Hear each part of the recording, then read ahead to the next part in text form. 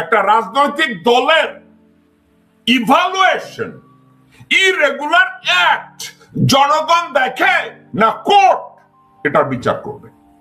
দর্শক কিন্তু আপনাদেরকে আমি বুঝাই, হাসিনা সরাসরি খুনের নির্দেশ দিছে, গুমের নির্দেশ দিছে। হাসিনার বিচার কি জনগণ করবে নাকি আদালত করবে? আওয়ামী লীগ গত 17 বছর প্রত্যেক দিন আলেম ওলামাদেরকে অসম্মান করছে, তাদের গায়ে হাত তুলেছে, তাদেরকে পিটাইছে। আলেম ওলামা দাড়িয়ালা লোকজনদেরকে দেখলে তাদেরকে যেভাবে অত্যাচার অপমান তারা করছে,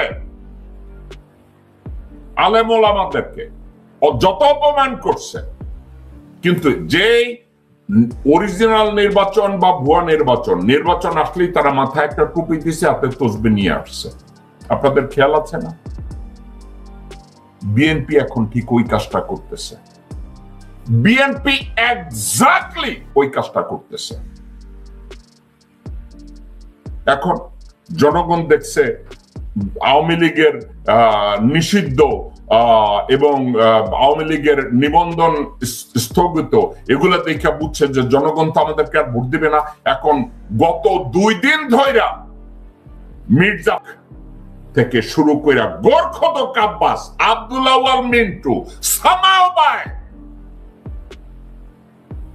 তাবিতাওয়া, আমানুল্লাহ আমান, মোহাম্মদ সালাম, সবাই মিল্লা আমরা আওয়ামী লীগের নিষিদ্ধের কথা বলেছি, আমরা হাততালি দিয়েছি।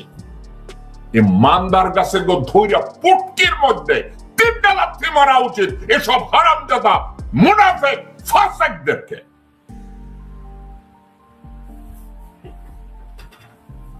এখন তারা আওয়ামী নিষিদ্ধ চাইছে। বেটা তোরা না 2 দিন আগে কইছিস জনগণ নিষিদ্ধ করবে? তাই হারামজাদা বলদের বাচ্চা বলদ মির্জা,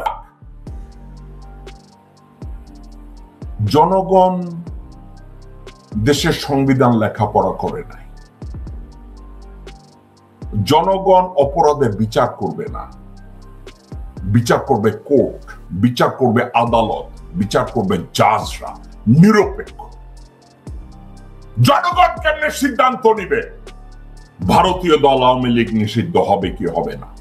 তারা 17 বছরে যত অপকর্ম করেছে এর বিচার কে করবে? জনগণ নাকি এর বিচার করবে আদালত?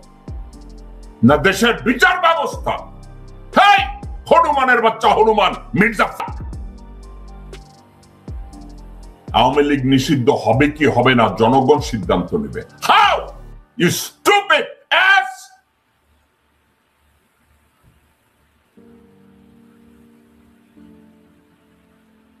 বেটা তুমি তো লেখাপড়া করছো। একটা রাজনৈতিক দলের ইভালুয়েশন ইরেগুলার অ্যাক্ট জনগণ দেখে না কোর্ট এটার বিচার করবে? দর্শক কিন্তু আপনাদেরকে আমি বুঝাই, হাসিনা সরাসরি খুনের নির্দেশ দিছে, গুমের নির্দেশ দিছে। হাসিনার বিচার কি জনগণ করবে নাকি আদালত করবে? হ্যাঁ, মির্জা ফখরুল এখন বলবে আমি ভোটের কথা বলছি। তাই মানদারপো, আদালতে বিচারের পরে সে যদি সাজা প্রাপ্ত হয় সে নির্বাচনে যাইতে পারবে না। সেখানে জনগণ কেমনে সিদ্ধান্ত নেবে আওয়ামী লীগ নিষিদ্ধ হবে কি হবে না? হারামজাদা বলদ গাবুর ভারতীয় ইস্কন হারামজাদা মির্জা ফখ।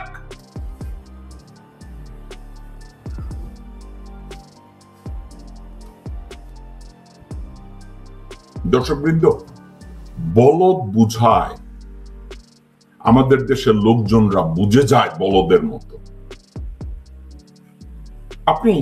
আপনারা অনেকে বলেন যে ভাই আপনি একা একা এদেরকে গালি দেন, এদেরকে ধরেন কেন জানেন?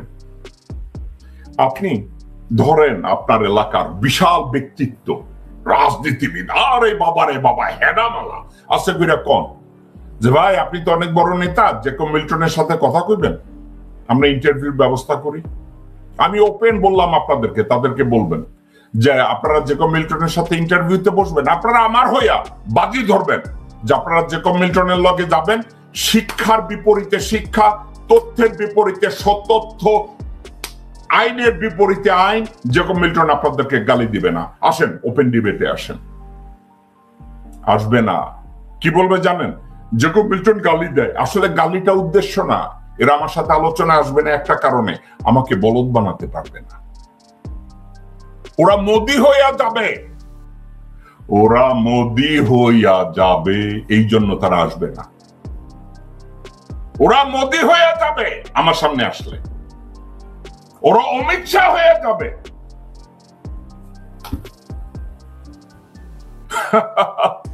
ওরা আসবে না। Therefore, ওরা কোথায় দল পাকাবে? বাইরে গিয়ে বাংলাদেশের ওই নপুংসক টিভি বাক্সর মধ্যে বসে বসে বাকবাতুম করবে। দেখেন না, কোনো কথা নাই, বার্তা নাই। এক একজনে সংবাদ সম্মেলন করে, কথাবার্তা বলে। সাংবাদিকরাও আমি বুঝি নাই সঠিক প্রশ্নগুলো কেন করে না। 2 দিন আগে মাহফুজ আনাম কইছে বাংলাদেশের সাংবাদিকদের বিরুদ্ধে মামলা। মাহফুজ আনামরে আমি বলতে চাইতেছিলাম, বেটা বলদা, সাংবাদিকতা করলে তো তোদের এগেনস্টে মামলা হবে না। তোরা তো সাংবাদিকতা করিস না, তোরা সাংবাদিকতার নাম দিয়ে বেশ্যাবৃত্তি করছিস। আসবে না, কথা বলতে কেন আসবে? ঠিক আছে, সাবজেক্টে এবার যে ভিডিওটা আপনাদেরকে আমি দেখাইতে চাইছি, আমি তার কথার জবাব দেই। নিজামের বাংলাদেশ কি করে হয়? গোলাম আজমের বাংলাদেশ কি করে হয়? বাংলাদেশের জন্মের সময় যারা এর বিরোধিতা করেছিল, নিজামীও করেছিল, গোলাম আজমও করেছিল, তারা বাংলাদেশের জন্মের সময় বিরোধিতা করেছিল। জন্মের সময় যারা বিরোধিতাকারী, তাদের বাংলাদেশ হয় কি করে? তাদের বাংলাদেশে এদের ঠাই নেই, এটা কেমন? তাহলে এই বাংলাদেশে আমরা কোথায়? আমরা সাধারণ মানুষ কোথায়? মাসুদ কামাল, আপনাকে আজকের গালি দেব না, আপনার কথার জবাব দেব। আপনি আমাকে এমন একটা দেশের নাম বলেন, পৃথিবীর যে কোনো একটা দেশের নাম বলেন, যেই দেশের 100% জনগোষ্ঠী ওই দেশের স্বাধীনতা চাইছে। আপনি কি জেমস উইলফোর্ড গার্নারের, মডার্ন রাষ্ট্রবিজ্ঞানের জনক James Wilford Garner, the definition of citizen, definition of state, আপনি কি এটা পড়ছেন? আপনাকে আমি পড়ার আহ্বান জানাবো। একটা নির্দিষ্ট ভূখণ্ডের নাগরিকরা একমত হয়ে স্বাধীনতা চাইতে পারে, আবার একটা অংশ স্বাধীনতা নাও চাইতে পারে। কিন্তু অবস্থার প্রেক্ষিতে যদি ওই রাষ্ট্রটা স্বাধীনতা প্রাপ্ত হয়, যারা স্বাধীনতা চায় না, they are going to have the same right as those people who supported the independence.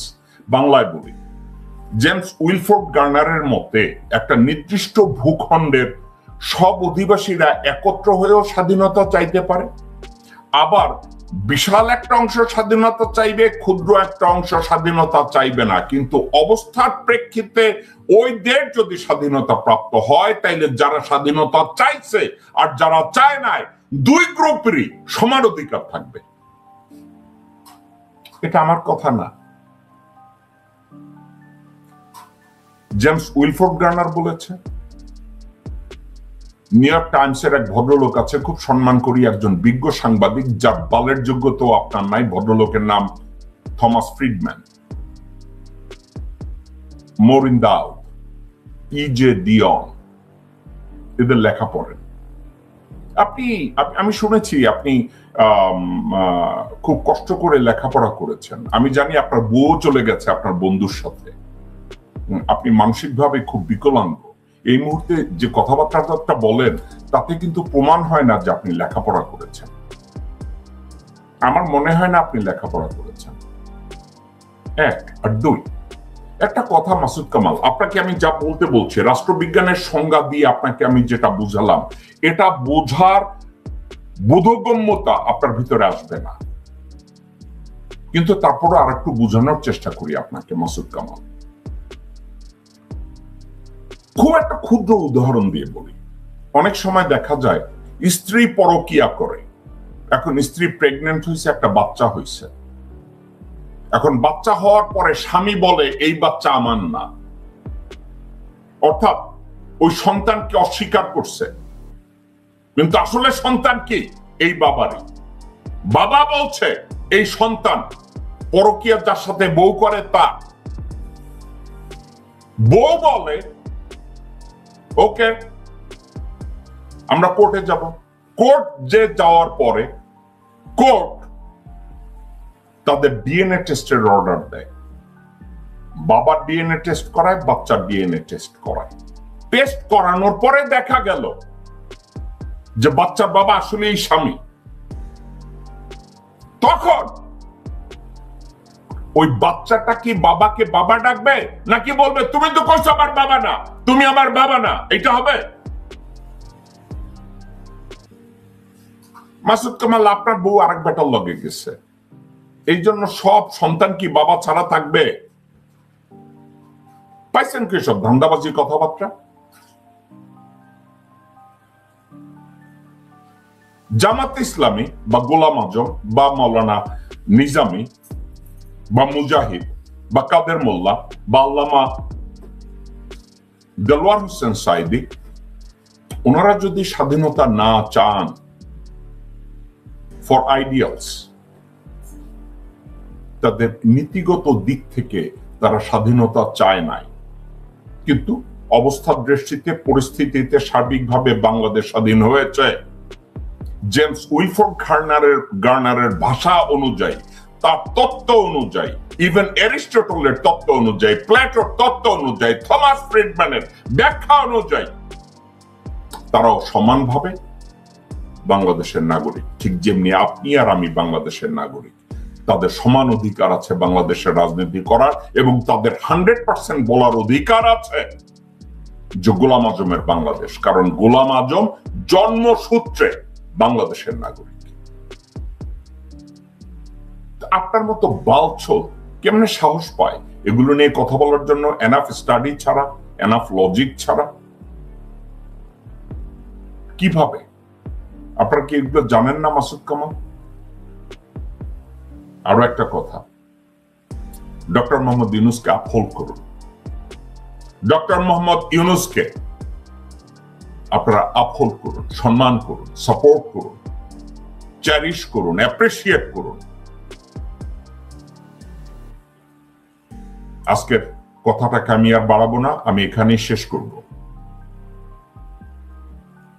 একটা কথা আপনাদেরকে যাওয়ার আগে বলে যায়,